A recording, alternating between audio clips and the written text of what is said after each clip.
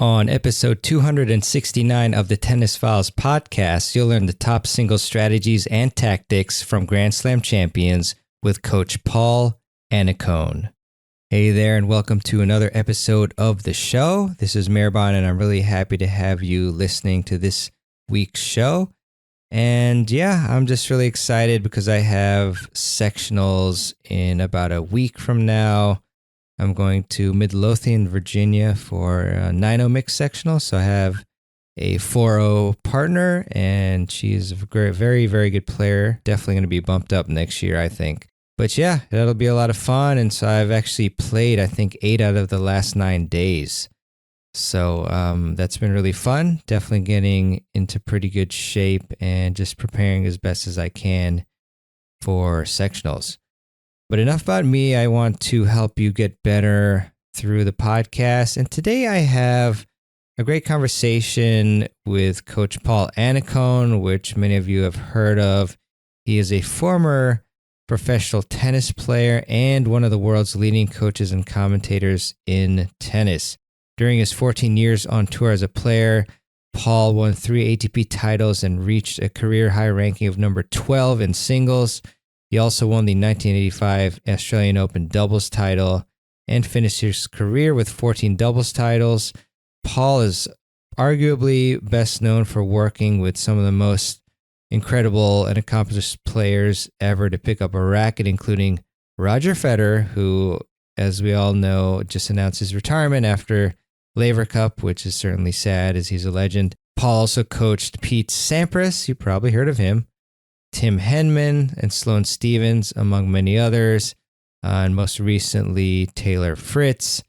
So yeah, Paul has a very extensive resume of both winning on the court and guiding his pupils to great success. And today, as I mentioned briefly in the intro, we're going to talk about the top singles strategies and tactics. From Paul, we talk about a range of topics, all about single strategy, including how to use your strengths against your opponent's weaknesses, the mentality that you must have before each point, the optimal pre-point routine, the best tactics against counterpunchers and serve and volleyers, the most common tactical mistakes that club level players make, Novak Djokovic's favorite return of serve play, approach shot tactics, and much more. So you definitely want to tune into this one. I hope you enjoy it, and definitely have a pen and paper, as this is yet another interview that I recorded previously that I just went back through. As I'd mentioned last week, I was going back through a bunch of different interviews, not podcast interviews, but just other content that I've created. And this one was just chock full of really fantastic stuff. So I figured we need to put this on the podcast. And so I really hope that you enjoy it. And I'm definitely applying quite a bit of the information from the interview to what I do on the court. So without further ado, here is my interview with legendary coach and fantastic player as well, Paul Annacone. Hey everyone, I'm Mirban Aranshad, and we're here at Tennis Summit 2019 to talk with legendary coach, TV commentator, and former ATP pro Paul Annacone about the top winning singles strategies used by Grand Slam champions. It's really a great pleasure and honor to have Paul on the summit. He was a guest last year and just such an amazing guy, gives so much of his time to the sport. And I really do appreciate it so much. And if you don't know about Paul, or at least about his extensive background, Paul has coached several of the greatest tennis players on the planet, including Roger Federer, Pete Sampras, Sloane Stephens, and Tim Henman, and the list goes on. Paul actually guided Roger to 2 straight year-end championships in 2010 and 11, and a return to the world #1 ranking, as well as his 7th Wimbledon championship. Paul also led Pete to 7 Grand Slam titles. And Paul was an incredible player in his own right as well, reaching number 12 in singles in the world and number 3 in doubles. Paul is a Grand Slam champ himself. He won the Australian Open doubles title in 1985, the year I was born. You look young to me, though, Paul. And Paul also reached the Wimbledon singles quarterfinals and won 3 singles and 14 doubles titles. Paul also published a fantastic book called Coaching for Life, where Paul talks about his experiences with these great champions that he's coached to give readers a blueprint on overcoming challenges and succeeding both on the court and in life, which is something that I like to talk about as well, as far as many lessons in tennis, transitioning and working for the rest of your life. Any challenges that you have. And Paul, as I mentioned, we frequently see him on TV and really love and enjoy his commentating and analyzation of the game. And you should definitely check out Paul's website at paulannacone.com. So with that being said, Paul, great pleasure to have you on the summit again. Thanks so much for your time. Oh, thanks for having me. Always look forward to it. Thanks, Paul. Really appreciate it. And I like to tell my friends, because obviously you're a famous guy and really big in the tennis world. I actually remember seeing you, Paul, at the City Open media tent. And to be honest, when I saw you walk in, I thought to myself, you probably won't recognize me, but you called me out by name perfectly, I might add. I don't have the easiest name, and just very impressive, part of the whole why everyone loves you. So I really appreciate that. And today we're going to talk about, as I mentioned, single strategies to help everybody with their game. And Paul, if you don't mind, I want to open up with a quote from your book, actually. And you wrote that the world of tennis is a world of strategy structured by concerted planning, which serves as a roadmap for achieving goals. Having a long-term objective as well as a series of short-term plans is vital. And so, Paul, I was wondering if you could dive a little deeper into this concept and perhaps give us an example of how an amateur player would set both a long-term objective and then a series of short-term plans to achieve that particular objective. Yeah, I think we're about one of the biggest problems with most players, and it's club players too, is that we kind of get hung up on the immediacy of our daily matches or this tournament or this club match this weekend. And when you do that, I think you really kind of circumvent the process of giving yourself a good long-term plan and a big picture to try to help you kind of march more towards your potential, whatever that potential is. And that's why I think, a lot of the stuff in my book really isn't even so much about achieving greatness. It's about maximizing potential.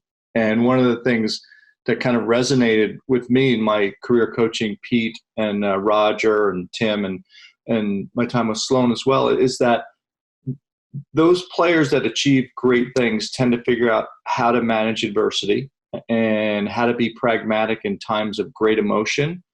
And also, they never seem to lose focus on the big picture. I can remember vividly Pete losing at the French Open and being really disappointed, yet also being able to snap back pretty quickly, realizing that Wimbledon's around the corner. And so I think, one of the things that I would kind of harp on from the quote that you mentioned is that, set up a process so that you do have short-term goals. You have a short-term goal and a short-term plan, and it can be result-oriented, it can be process-oriented, whatever. But at the end of the day, you want it to be, in stride with your long-term plans and your big picture scenario. And I think that's really important. What happens to most of us in life is that, when we get sidetracked in our short-term plans, we hit the panic button. We start to second-guess things. We wonder if we're on the right path. And that doesn't mean don't ever think of adapting and adjusting. What it does mean is don't always think of adapting and adjusting. And a lot of people tend to hit that panic button and right away start changing things. So set up your plans, short-term, your short-term goals, things you want to achieve, more importantly, the way you want to achieve it, and then continue evaluating and monitoring and make sure that it's in line with what you want to do down the road, because things can happen when you're clear and you're committed and confident in what you're doing. Great stuff as always, Paul. And are there any examples that maybe you've even had players have in regards to long-term objectives where they've actually set a bad, long-term objective? Like, is there a difference or an optimal type of objective that we should be setting? That's a great question. And one of the challenges is I think you have to match it up with your personality. Some people like result orientation. Pete Sampras was great at that. He was one of the rare few that he could set up things where it was result oriented, but not put so much pressure on himself that he didn't execute. Roger Federer likes the entire process. He likes to practice. He likes to train. He likes to travel. So, you have to figure out what motivates you, number one, and what dynamic you can set up that kind of meets your individual needs without putting so much emphasis on an individual desire to achieve something that you kind of don't paralyze yourself with too much perceived expectation or the dreaded what if this happens or doesn't happen. So, I think a lot of it is really knowing yourself. And I can't really think of an individual situation where that happened, because the players that I was with were so good at kind of setting up a structure that kind of mirrored what they wanted to do. Doesn't mean they always achieved it, but they knew what they wanted to do and how they were going to get there. And I think that's kind of the note to self. That's the takeaway. Set up that process that matches your personality. Give yourself a chance with a bunch of short-term things to meet the long-term desires. Great stuff, Paul. So now narrowing it down a bit, I was wondering if you could maybe give us an inside scoop, if you will, on the process that you generally went through with your players in creating particular strategies or game plans against your opponents. Were there any commonalities with your players that, as far as process that you went through? Yeah, everybody does things a little differently, right? We all like to plan and strategize a little differently. Pete Sampras liked things pretty concise, pretty short, and pretty clear. Roger and Tim both like to talk about things. They like to sit down. Roger and I, for a period of time, would look at video and look at different patterns in video that were successful against certain players. But the one thing that was really common about all the players that I coached, and also kind of what my philosophy is with these players, is, the simple theme is, how do you do what you do best and point it towards your opponent's weaknesses? And when you set up the dynamic of a conversation like that, it's pretty clear about how you want to start the conversation, because then most players know what they do best.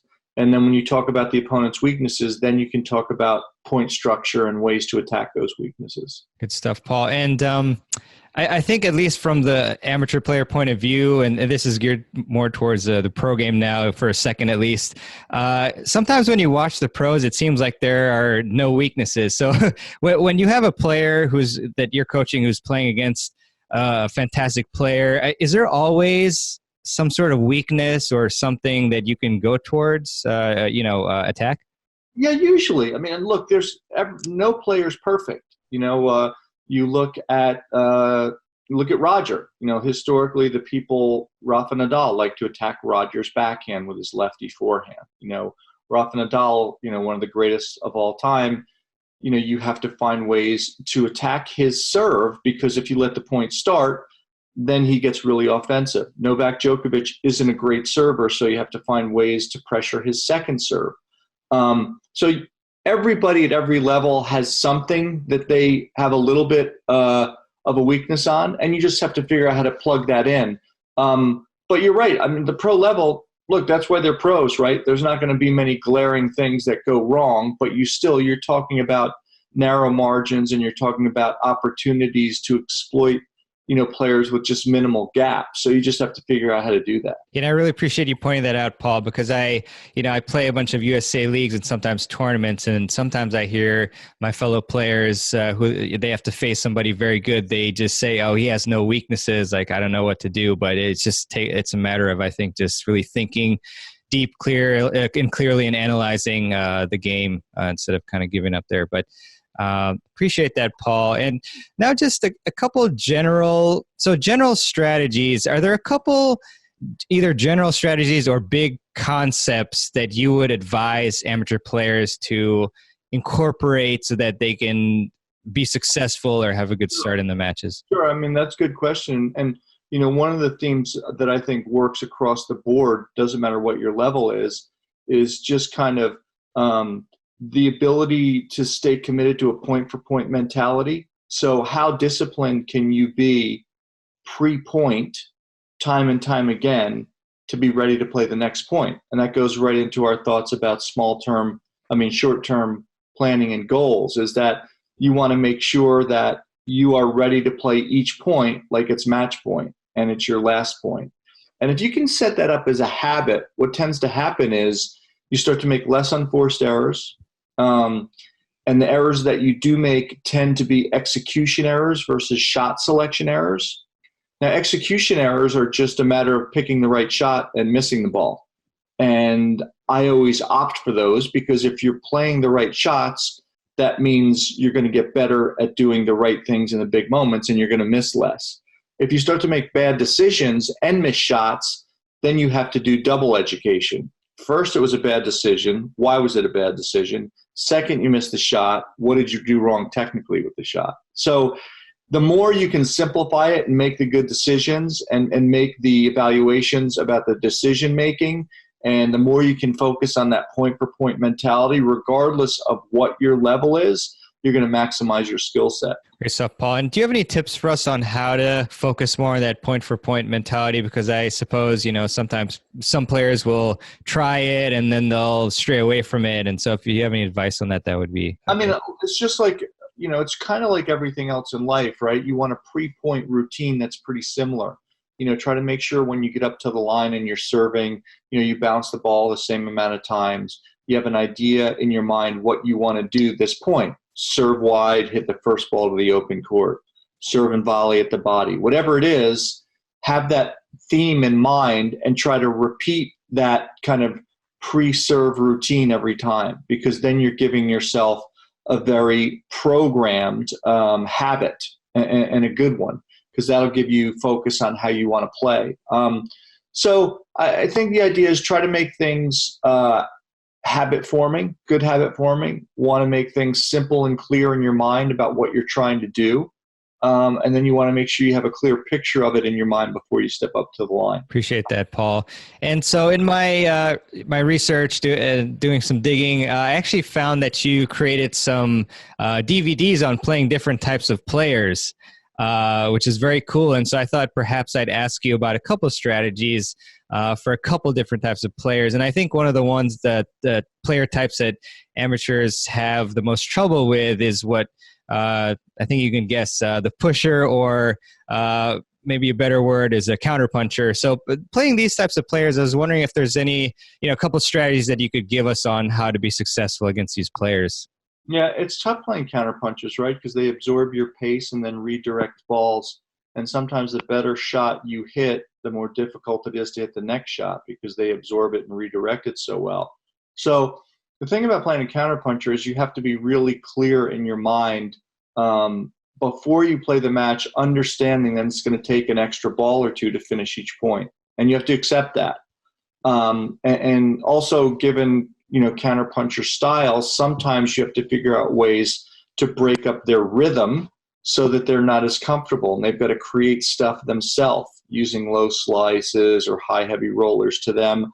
Let them have to create something. That tends to be an area of discomfort for a counterpuncher, because they want to absorb and redirect what you do with them. So to me, really, a lot of it is about patience, understanding that it's going to take an extra shot or two. Number two would be breaking up that rhythm. And the third thing would be, most counterpunchers are pretty good movers. Make sure you go behind them for point finishing shots, especially early in the match, so that they can't just turn and run. Most good counterpunchers just want to turn and run to the open court. So if you can give them something to think about, it makes it easier to finish the point. Great stuff, Paul. Appreciate that. And if there was perhaps one shot that you would advise players to develop and work on in order to defeat this type of player, what would you say to work on?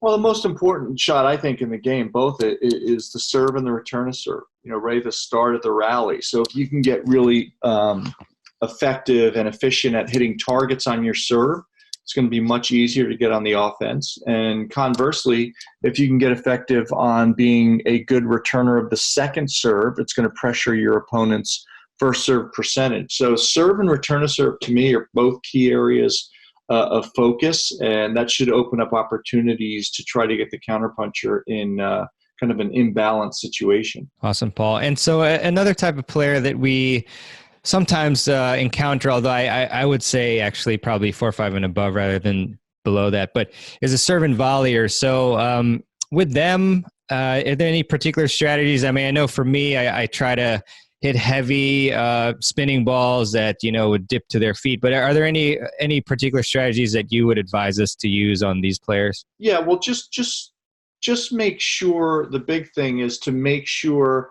that you give yourself a big target early on. A lot of people against serve and volleyers right away try to get clean winners. You don't have to do that. You can be a little bit more selective.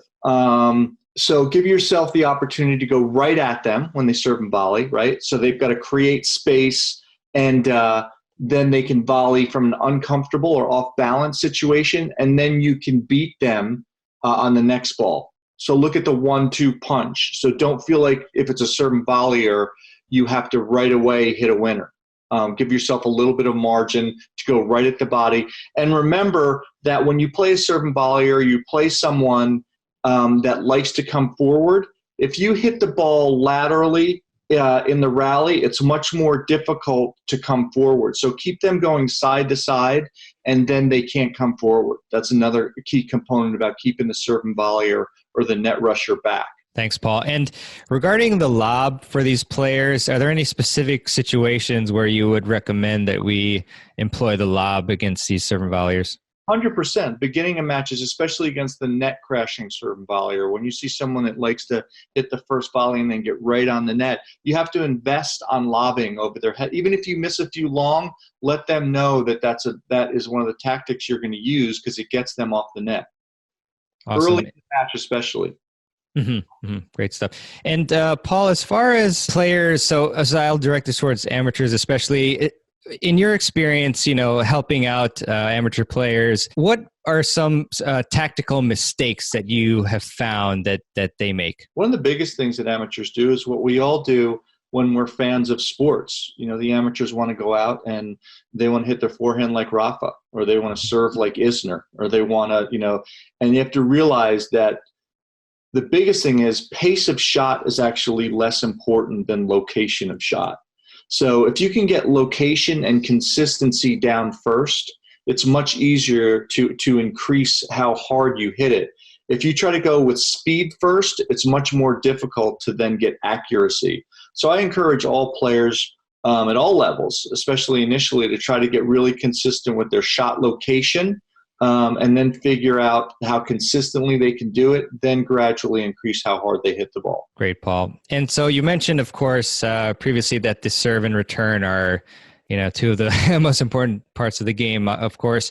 So I was wondering if I could ask you, Paul, about particular patterns, a couple of patterns that we should employ, and we can first tackle patterns as a server. Well, for me, always think about how you want to set up a point. In other words, today in the game of tennis and at every level, the most important thing is the serve +1, serve and first strike. So you want to think of how you want to structure it. In other words, serve wide, first ball to the open court. Or if you're playing a great counterpuncher, serve wide, first ball behind them. So try to think one shot ahead if you can early on. And the patterns themselves, to me, aren't that as important as the structure of setting them up and trying to execute it. Serve at the body, then go big because your opponent's off balance from the body serve. Serve up the middle, then your opponent's going to be in the middle of the court, then you can go either side. Whatever it is, see if you can believe in those patterns and get really disciplined about hitting the location and then the first ball. And then on return to serve, again, I think people get too confused and too wrapped up in trying to hit winners. Look at the best returners in the world. Watch Novak Djokovic when he's returning well.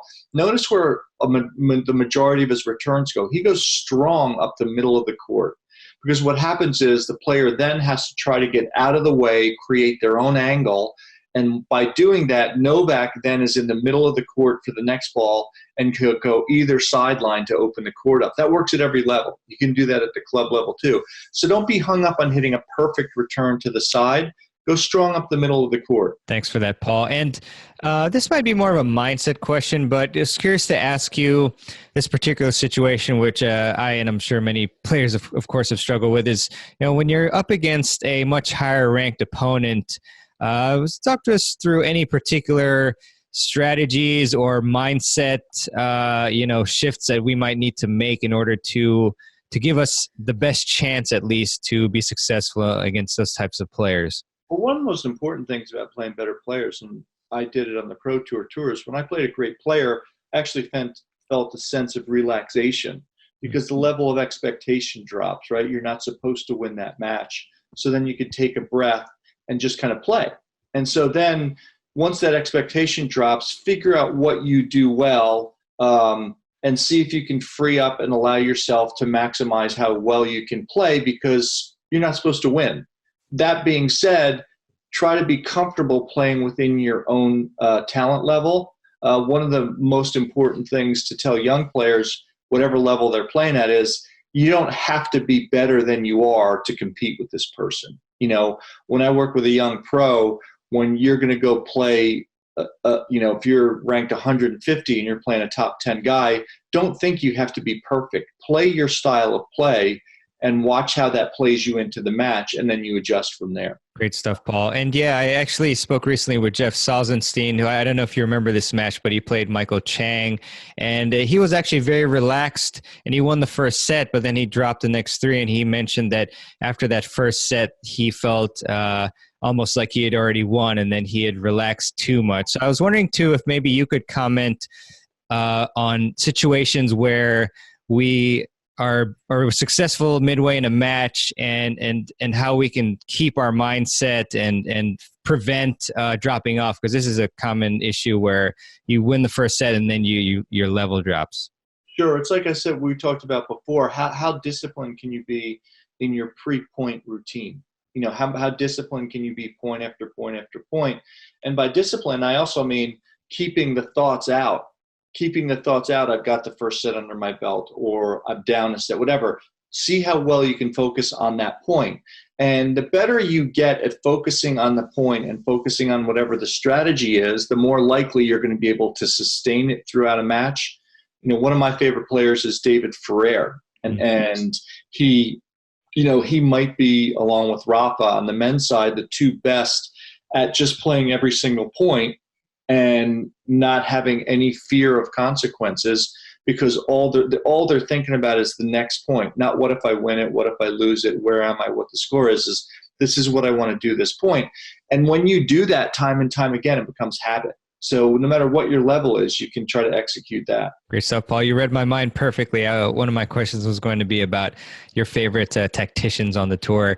But another question for you, Paul, is do you have any tips for us on how we can spot tendencies of other players, our opponents? Because I think that can obviously make or break a match if we can actually figure out certain tendencies of players and exploit them.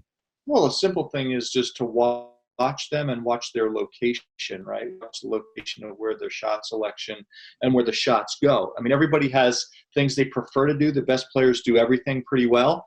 But if you spend a little bit of time watching, and generally the lesser the talent level, the more likely the ball is going to go to the big part of the court. So most balls will be cross court. And the more risky a player plays, the more that means you want to make them hit extra balls. But to me, spotting patterns is about just kind of scouting. Gotcha, Paul. Are there any sorts of strategies or tactics that you see in the modern game today, I guess modern because it's now, that you perhaps did not see maybe 5 or 10 years ago? Well, now the game is much more lateral. I think the players play much more side to side and a lot less north-south. And when they come to the net now, it's usually you very rarely see sequential volleying, meaning you very rarely see a player have to hit 2 or 3 volleys to finish a point because they come to the net behind such big shots and because the players pass so well. So now it's more about how well can you move at the baseline, how well can you control baseline patterns, and what is the likelihood that you're going to create short balls off of the balls that you hit. Other than that, I don't think, to me, it's just the fact that it's become much more lateral. Gotcha, Paul. And when we're put on the defense, we're scrambling to get a ball that's very far wide and have to move laterally. Do you have any tips on shot selections, like, what types of shots we should be hitting in that situation? When you go laterally, the two things can happen. Either it's so far laterally that you have to come up with a point-ending shot, and that's just you go for the big one and you try to finish it. Or you're in good enough position where you can give yourself a little bit of time by hitting a high, heavy roller and getting back into the court. So in the moment, you've got to decide that. And from there, just think about trying to find a way where you can get back into a court position that's neutral. And that generally is a higher, slower ball deep in the court so you can retrieve and get back and start up again. Thanks, Paul. So I don't know if this is a controversial question or not, but it kind of appeared, when Nadal played Kyrgios. But I'm just curious about your take on the underhand serve, because I've heard from some people that this, it's a fair tactic and, it should be used. If you can win the point, then do it. But I was just wondering if this might be a shot that maybe you would encourage some people to try if you know that you're up against a player who wouldn't deal with it well, or if it's maybe something you're better off not using.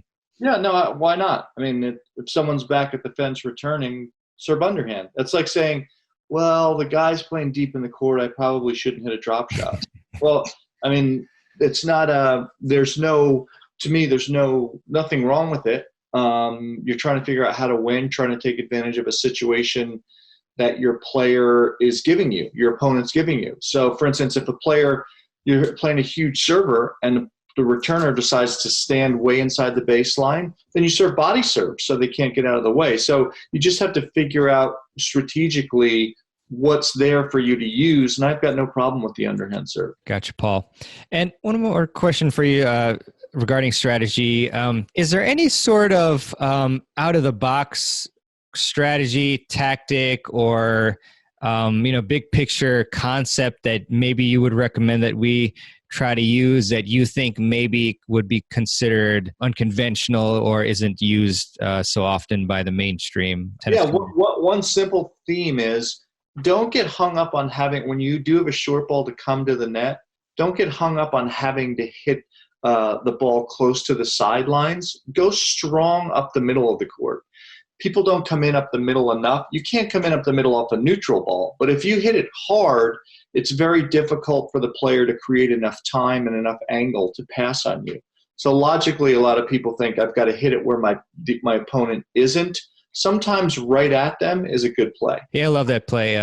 It's something that I rarely see. So I really appreciate you mentioning that, Paul. So, Paul, I just want to ask you too, what's in store for you? I mean, I know that you've been traveling, doing a lot of work for Tennis Channel, commentating. So what's next in store? I've got a couple more weeks Tennis Channel stuff. Madrid's coming up, and then I will head over to Paris for the French Open, and then come back and then go back over for the grass court season. So it's going to be busy time of the year, but fun time. I can't wait. Exciting. Racking up the miles there, Paul. Exactly. And also I mentioned, of course, a couple of times your fantastic book, Coaching for Life. So I was wondering where the audience can go to find that book and check it out.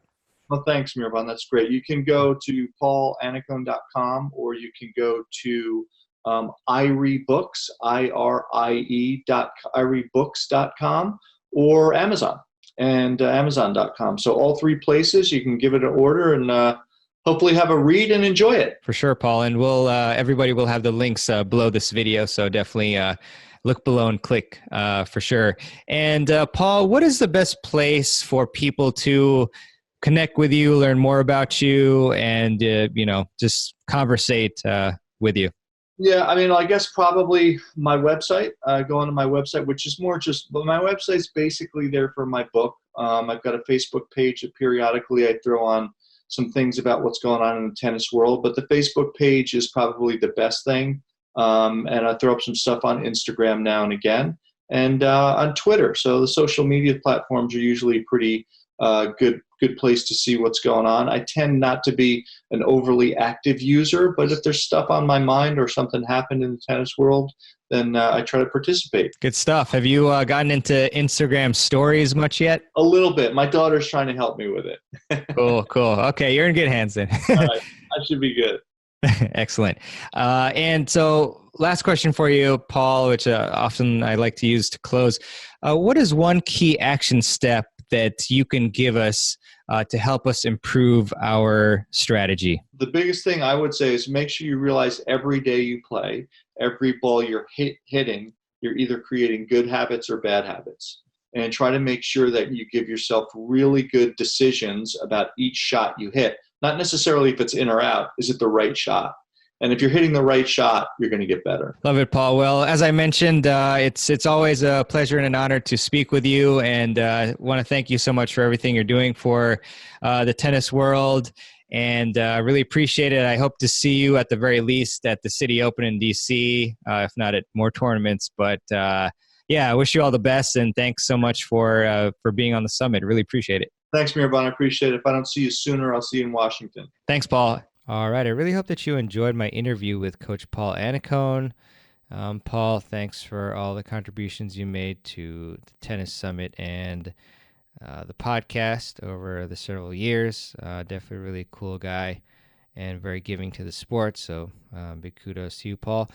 And definitely check out any of the links mentioned in the episode on the show notes page.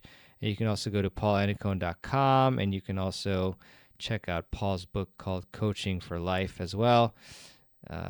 But yeah, with that, if you enjoyed this podcast and got value from it, and if you feel like you have just a minute of your time available, then I would really appreciate it if you would leave a review for the Tennis Files podcast. And you can do that by going to tennisfiles.com/Apple Podcasts, or just hit the review button in your podcast app of choice that you use to listen to this show. I just find that Apple Podcasts is the most popular one, and hence moves the show the most in terms of views and rankings and such. But really appreciate your feedback in any form you can give it to me. And yeah, I also want to leave you with a quote, as I often do at the end of every show. And this one apparently is by Professor X, from the best that I've been able to come up with. But the quote is, "Just because someone stumbles and loses their path doesn't mean they're lost forever." So I do like this quote, and yeah, if you like X-Men, then you'll probably love it. But it's a good one. So with that, thanks so much. And I have some exciting interviews coming down the pike. So I don't want to spoil it, but in the next few weeks, you're going to really enjoy these ones. Have very important guests coming up. So yeah, I hope that you tune in and subscribe to the show so that you get the episodes, all of them downloaded automatically to your phone or your computer, or whatever device you use to listen to the podcast. So have a great one, and I will see you on the next episode of the Tennis Files podcast. This is your host, Mirabon Aranchad, signing out.